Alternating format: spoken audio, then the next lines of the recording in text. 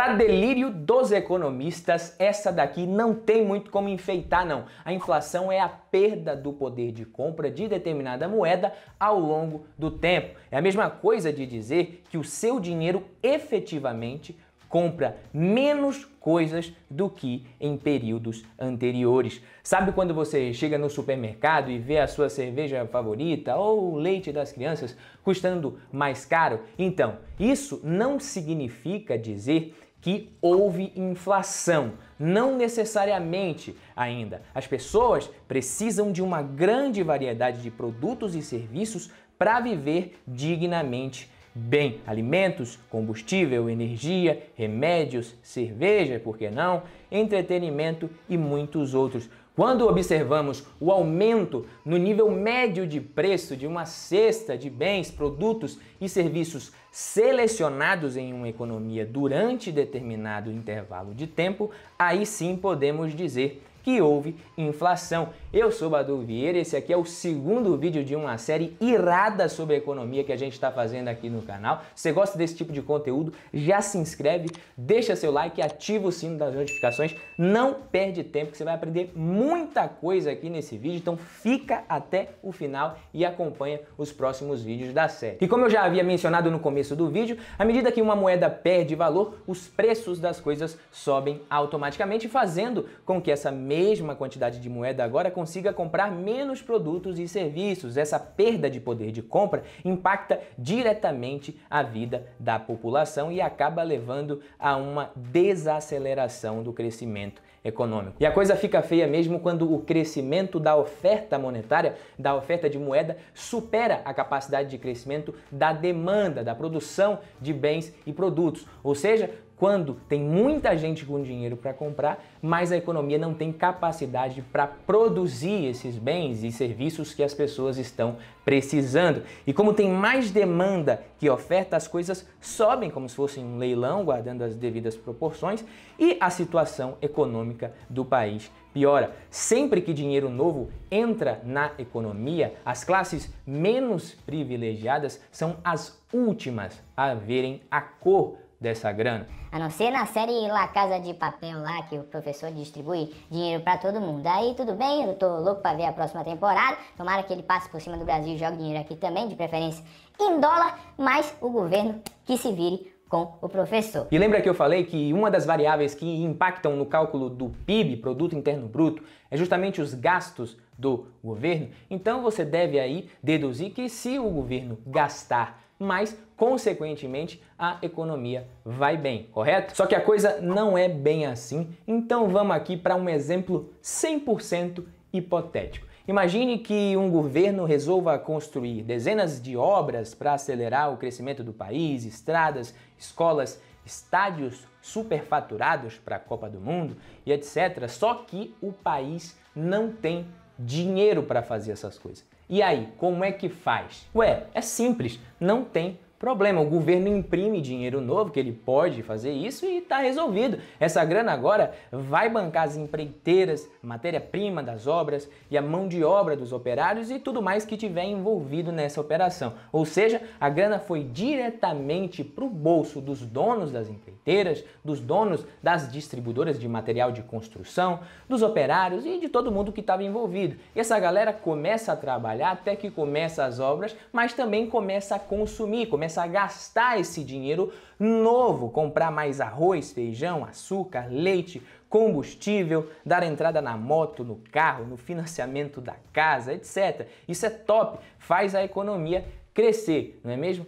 Talvez, mas e se houver mais dinheiro novo agora circulando na economia do que a capacidade que a própria economia tem de produzir todos esses bens e serviços que a população está agora disposta e com bala na agulha para comprar? Se você respondeu que os produtos e serviços acabam, você errou. Agora, se você respondeu que o preço sobe, parabéns, você acertou. Agora, vem comigo que tem mais coisa. O preço de qualquer produto ou serviço é o máximo que as pessoas estão dispostas a pagar. E se tem muita gente com muito dinheiro, tem muita gente disposta a pagar mais pelas coisas. E agora que arroz, feijão, leite e companhia ficaram mais caros, esse dinheiro também vai para a mão da galera que produz e ganha dinheiro com esse tipo de coisa. Não fica mais só nas mãos do pessoal da obra lá, lembra? Só que essa galera também consome e quando eles forem gastar o seu lucro, contentes e felizes da vida,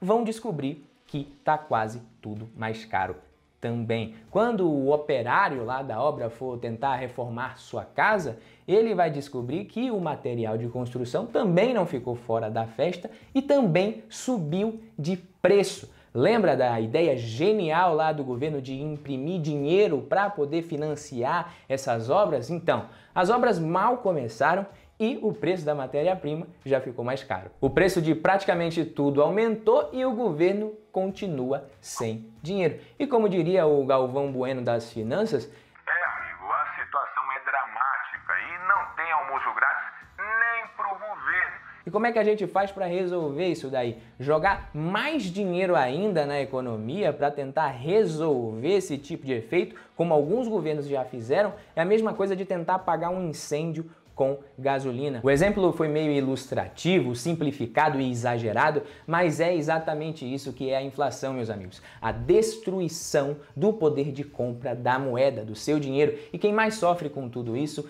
é o assalariado, são os mais pobres, porque o preço das coisas sobe muito antes do reajuste nos salários. O principal índice, o principal indicador de inflação na nossa economia aqui no Brasil é o IPCA, Índice de Preços ao Consumidor Amplo, que é medido pelo IBGE e tem como objetivo medir a variação de preços de um conjunto de produtos e serviços vendidos no varejo e consumidos pelas famílias brasileiras com rendimentos de 1 a 40 salários mínimos. Mas o que gera a inflação? Se eu te perguntar aí o que causa a inflação, você pode deduzir que a impressão e injeção de dinheiro na veia ali na economia, como a gente viu no exemplo, causa inflação? Sim, isso é uma das causas. O governo também pode usar esse dinheiro novo criado para comprar ou recomprar títulos de dívidas no mercado secundário. Outra causa da inflação também tem a ver com a variação cambial. Isso que a economia depende de exportações e importações de produtos que têm os seus preços diretamente impactados pela cotação do dólar. Outra coisa que pode causar inflação também é o aumento nos preços de produtos que atuam como insumos do processo de produção, como as commodities, por exemplo. Se o trigo, a soja, o alumínio sobem por questões cíclicas ou climáticas, o preço dos seus derivados também sobe, entendeu? Se o petróleo sobe, o combustível sobe e o frete sobe, fazendo com que praticamente tudo fique mais caro no Brasil. Se a produção de energia é prejudicada por questões climáticas ou de infraestrutura, por exemplo, a produtividade do país é afetada, prejudicando a indústria e isso também pode causar inflação. Em 2001, o principal motivo do aumento da inflação foi justamente o racionamento de energia. Já em 2002, quando a inflação estourou no Brasil, a causa foi a maxi-depreciação do real em relação ao dólar. E para não deixar de falar dela, a gente tem também a inflação inercial ou inercialista, que não tem muito a ver com oferta e demanda. Ela está mais relacionada à expectativa das pessoas de que a inflação vai continuar acontecendo no futuro, ou seja, as taxas vão se repetir. Em outras palavras, índices de inflação são usados para reajustar salários e preços, causando um efeito espiral. E essa espiral salários-preços continua à medida que um fator induz o outro e vice-versa, sabe? O reajuste do aluguel, o reajuste do salário, o reajuste de tudo ali com base em alguns índices. Isso aqui gera a inflação inercial ou inercialista. A inflação pode ser interpretada como algo sempre ruim a princípio, mas nem sempre ela é tão vilã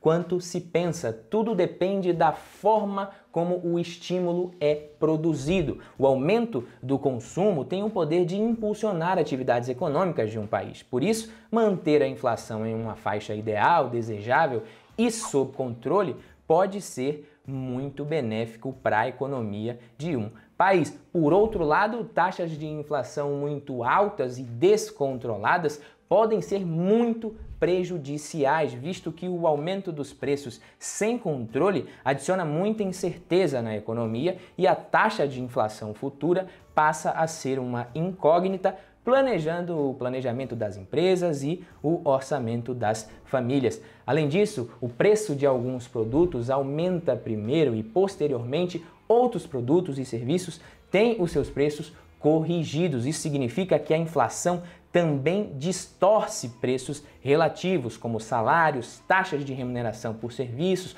ou seja, o custo de vida do trabalhador sobe antes que as suas receitas sejam reajustadas. Por isso é comum você ouvir a expressão de que a inflação é o imposto mais cruel. E você deve estar se perguntando aí, como que controla essa bagaça? Como é que a gente mantém essa besta da inflação enjaulada? A maior autoridade financeira do nosso país, o Conselho Monetário Nacional, formado pelo presidente do Banco Central e alguns ministros, é responsável por definir a nossa meta de inflação. Atualmente a nossa meta é de 3,75, podendo variar ali de 2,25 até 5,5%. Já o controle da inflação propriamente dito é feito por meio da implementação de políticas monetárias. A principal ferramenta que a gente tem para controlar a inflação é a taxa básica de juros, a taxa Selic, definida pelo Banco Central a cada 45 dias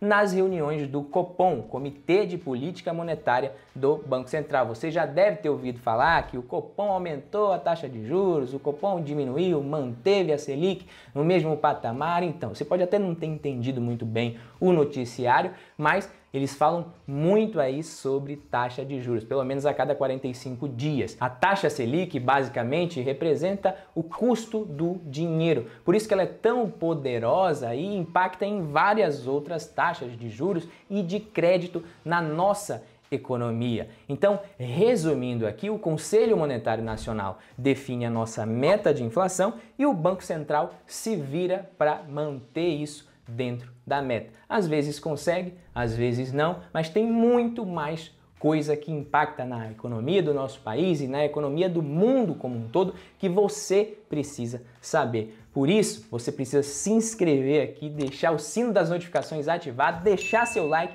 e não perder o próximo vídeo que tá mais top ainda, beleza? Um abraço, vou ficando por aqui, te vejo nos próximos vídeos. Tchau, tchau, valeu!